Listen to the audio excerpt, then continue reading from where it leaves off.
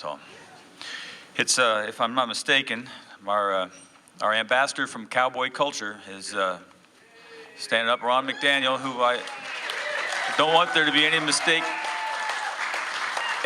about it. He is also a bona fide fisherman. He spent a couple weeks with us up in Nishigak, and he really got in him. So he's the real deal. He did a lot better in that boat than I would ever do on a horse, I'll tell you.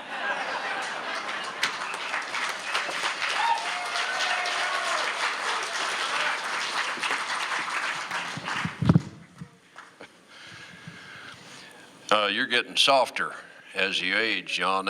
That's the simplest instructions for the poem this year I think we've had. If you weren't here last year, they threw so many. I swore it was a conspiracy to get rid of the cowboy. They were, you know, they were so specific on everything. You know, you have to use a metaphor, right? You couldn't get by with a meta 3 or a meta 5. It had to be a meta 4. I don't understand any of that stuff.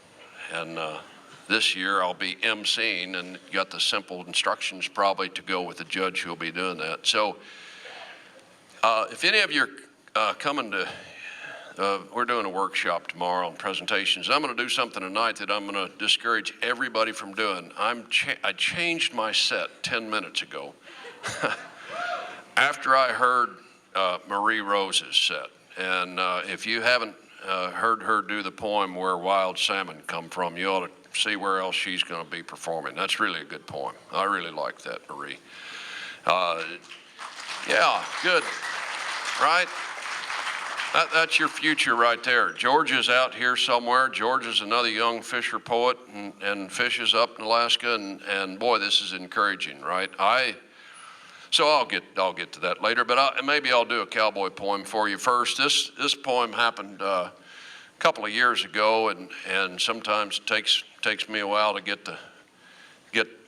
my head cleared after a wreck like this to write a poem. But I wrote a poem called The Bull Catchers, and we oftentimes get ourselves into maybe a little bit bigger job than we can handle, and this happened to me and a part of mine named Two Buck Bill.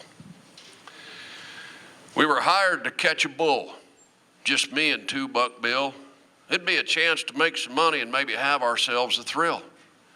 Well, the other hands had warned us, you better steer clear of that beast. Well, that bull will eat your lunch. It'll be a bovine feast. Well, we cocked our hats as we told them, you just make a path for the only real men. For to not go catch that bull would be mighty close to a sin.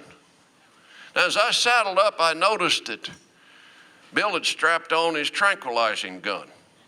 Oh, he said, that's just for insurance in case this adventure stops being fun. Now, most wild cattle will try to outrun you or head for the roughest hill, but not this bull. He was on the fight, and he charged right at Two Buck Bill. Well, that bull knocked him into a thicket. It was violent. You could hear the brush popping, and then out of that brush come old Two Buck Bill on his horse, just a crow hopping. Well, as that bull was chasing him, I roped him just as he went past. Now, that bull would not get away. He was caught for sure because I was tied on hard and fast. Well, it was about right then I realized my plan had a serious flaw. A 1-ton bull tied to a 1,000-pound horse. That bull hit the end of that rope like a 2,000-pound yo-yo. Nearly jerked me out of the saddle. Here I was tied to this bull. I was in serious trouble. I was up the creek without the paddle. Well, there was really nothing I could do with no option left. I hollered at Bill, shoot him with your tranquilizing dart. Hindsight, I realized that decision there was things really came apart. See, Bill missed the bull. But he did hit my horse, who buckled and went right down. And now this cowboy's afoot, and I'm in serious trouble because I ain't no rodeo clown. That bull was hooking me and shook me, and and stomped me. He was tossing me all around. And I screamed, "Help me, Bill, I think I'm bleeding." He said, "Not unless your blood is brown."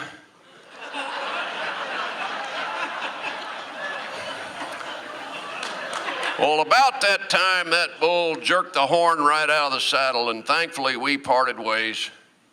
Well, there'd be no good luck for us while we'd just been defeated. There'd sure be no glory days. Yeah, it was time to face the music, time to pay the piper. You know, it's true, you reap what you sow, and them cowboys back in town will be sure we have plenty to eat if a guy likes to eat lots of crow. So I led my horse back to camp because he was still too drunk to ride. I'd wrecked my saddle, I'd lost my rope, the bull had gotten away, there was nothing left of my pride. And now, they don't let us carry ropes or guns, and I'm sure you'll agree without scoff. The two most dangerous things for cowboys are ropes and guns, because ropes go on and guns go off.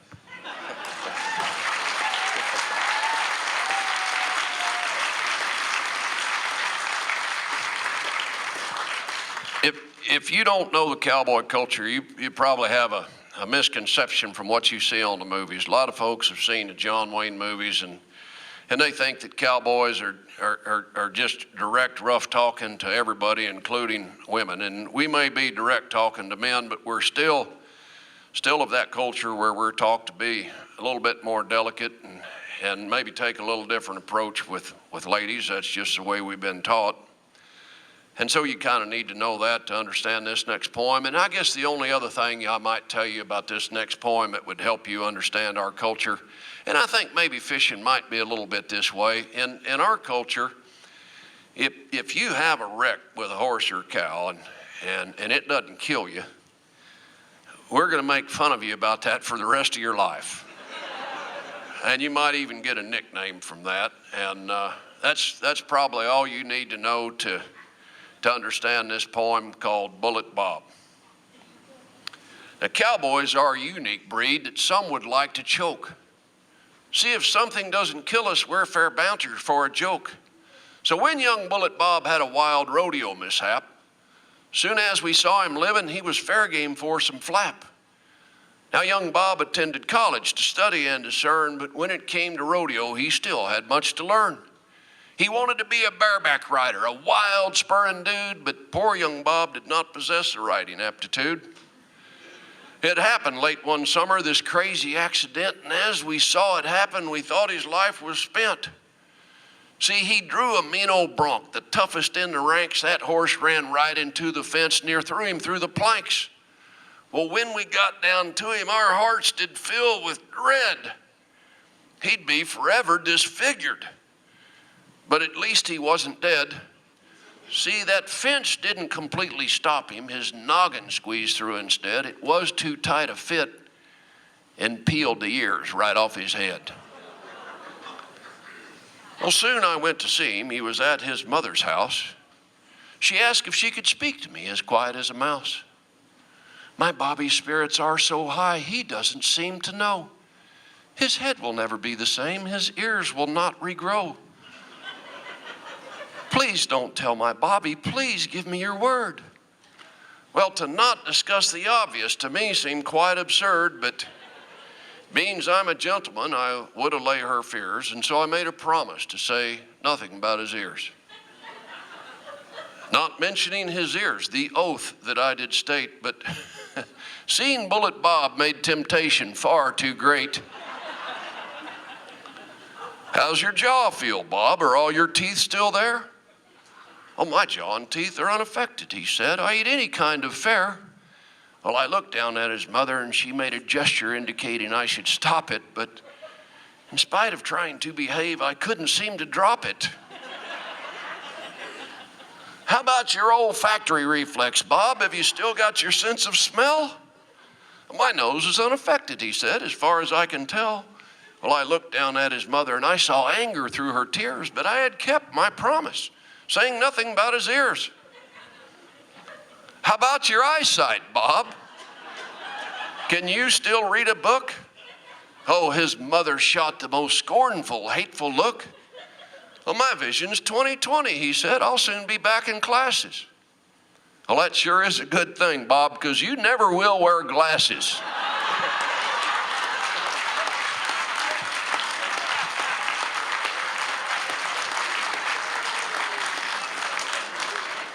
Thank you. Hey, I changed this setup, and I was going to do this at some point this weekend anyway, but this just seemed like the right night, Marie, after your poem. I was so blessed. This is my 12th Fisher Poets gathering, and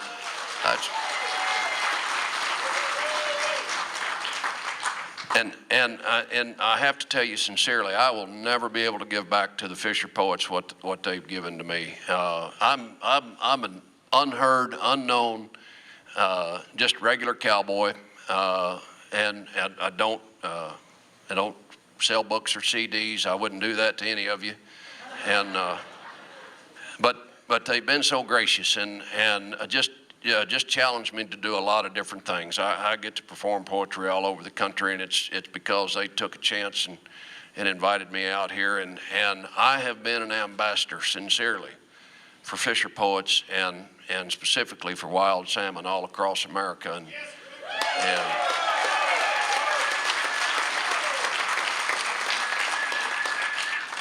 And so you go home and you ask your restaurateurs and you ask your supermarkets about putting wild salmon in there, and Marie can give you some tips on how to do that. And I've got friends that won't even go eat supper with me because they're like, oh, here he goes again.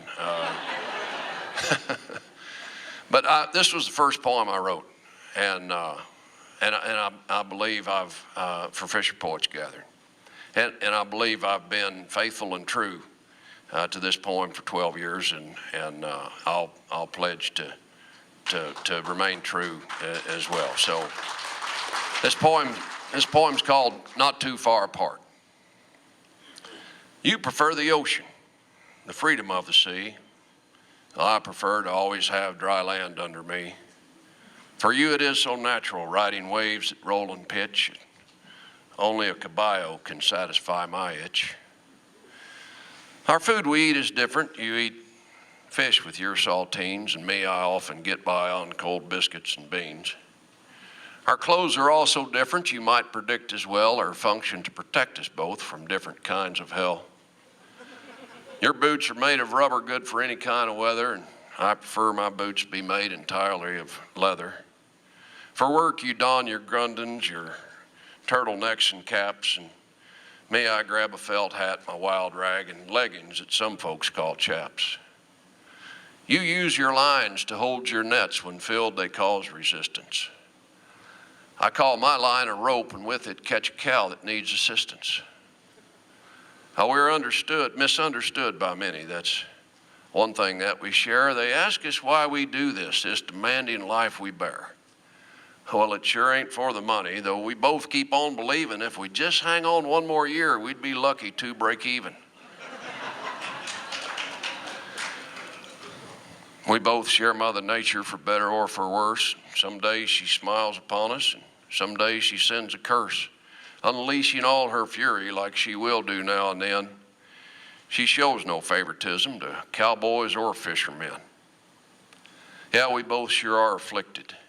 This addiction we can't shake, like tobacco or whiskey habits, this life is hard to break.